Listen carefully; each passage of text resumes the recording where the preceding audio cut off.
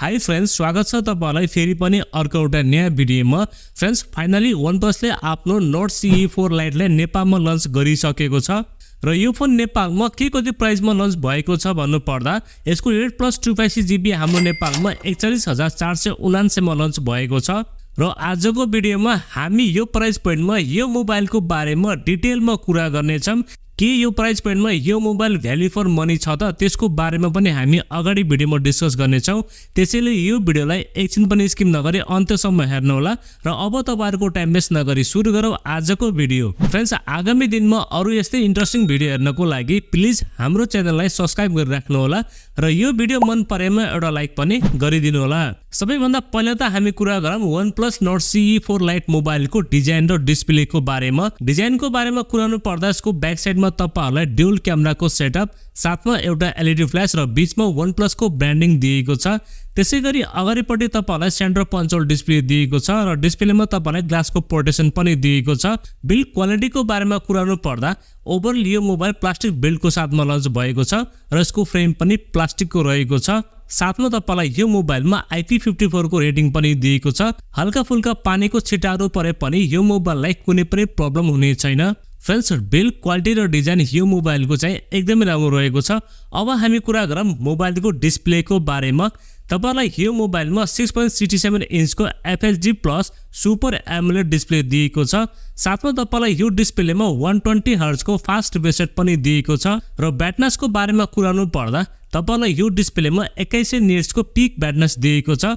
Indoor र outdoor युजको लागि तपाईलाई यो डिस्प्लेमा कुनै पनि प्रब्लम आउने छैन। ओभरअलमा डिस्प्लेको बारेमा कुराउनु पर्दा नो डाउट मोबाइलको डिस्प्ले चाहिँ एकदमै बबाल रहेको छ। तपाईलाई यो डिस्प्लेमा कन्टेन्ट वाचिङको लागि र गेमिङको लागि कुनै पनि शिकायत आउने छैन। त्यसैगरी परफर्मेन्सको बारेमा कुराउनु पर्दा यो मोबाइल क्वालकम स्न्यापड्रागन 695 चिपसेटको साथमा लन्च भएको छ र यो चाहिँ एउटा 5G चिपसेट हो। साथमा तपाईलाई यो मोबाइलमा LPDDR4S को र्याम टाइप र UFS 2.2 को स्टोरेज टाइप दिएको छ। रिड एन्ड राइट स्पिड पनि तपाईलाई यो मोबाइलमा डिसेन्ट पाउनुहुनेछ। फ्रेन्ड्स, अब यो चिपसेटको बारेमा कुराउनु पर्दा यो चिपसेट 4-5 वर्ष अगाडि लन्च भएको चिपसेट हो। तर खै OnePlusले यो प्राइस पोइन्टमा यो चिपसेट भएको मोबाइललाई कसरी नेपालमा लन्च गर्यो?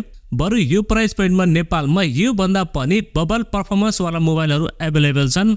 बट यो प्राइस पोइन्टमा यो चिपसेट सुट गर्दैन। नर्मल युजको लागि र हल्का फुल्का गेमहरू खेल्नको लागि तपाईलाई यो मोबाइलमा कुनै पनि शिकायत आउने छैन। बट स्टिल तपाईहरुको प्रायोरिटी गेमिङ हो भने यो फोनलाई चाहिँ स्किप गर्दा हुन्छ।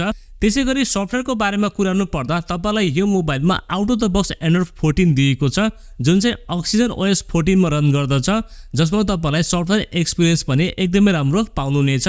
अनि क्यामेरा तपाईलाई यो मोबाइलमा 50 मेगापिक्सल को प्राइमेरी सेन्सर, साथमा 2 मेगापिक्सल को डेप्थ सेन्सर र सेल्फी क्यामेरामा तपाईलाई 16 मेगापिक्सल को सेल्फी क्यामेरा सेन्सर दिएको छ। भिडियो रेकर्डिङको बारेमा कुराउनु पर्दा यिनी क्यामेराहरुबाट तपाईले 1080 को 30 fps सम्म चाहिँ भिडियो सुट गर्न सक्नुहुनेछ। फ्रेन्ड्स, यहाँनिर पनि मलाई क्यामेरामा चित्त बुझेको छैन, बट एटलिस्ट यो प्राइस पोइन्टमा 4K 30 fps दिनुपर्ने थियो। ओभरअलमा क्यामेराको बारेमा कुराउनु पर्दा तपाईहरुलाई यो मोबाइलमा क्यामेरा सेटअप डिसेन्ट पाउनुहुनेछ। त्यसैगरी ब्याट्री तपाईलाई यो मोबाइलमा 5500 mAh को ब्याट्री, जसलाई चार्ज गर्नको लागि 80 वाट को फास्ट चार्जर बक्समा पाउनुहुनेछ र ब्याट्री ब्याकअप तपाईलाई यो मोबाइलमा एकदमै राम्रो पाउनुहुनेछ। साथमा तपाईलाई यो मोबाइलमा 5 वाट को रिभर्स चार्जिङ सुविधा पनि पाउनुहुनेछ।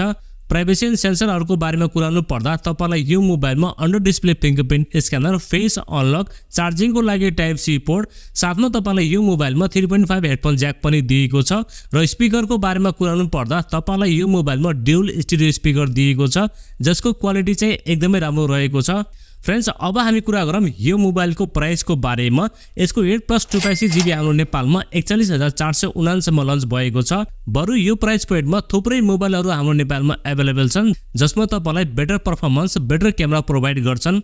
ल त साथीहरु, यति नै थियो आजको भिडियो। आजको भिडियो तपाईलाई कस्तो लाग्यो? यो भिडियो मन परेमा एउटा लाइक पनि गरिदिनु होला। यदि तपाईहरुको केही सल्लाह सुझाव भएमा प्लिज एउटा कमेन्ट पनि लेख्नु होला। अर्को भिडियोमा भेट्ने बाचा गर्दै आजलाई बिदा लिन्छु। हवस्, धन्यवाद। जय नेपाल।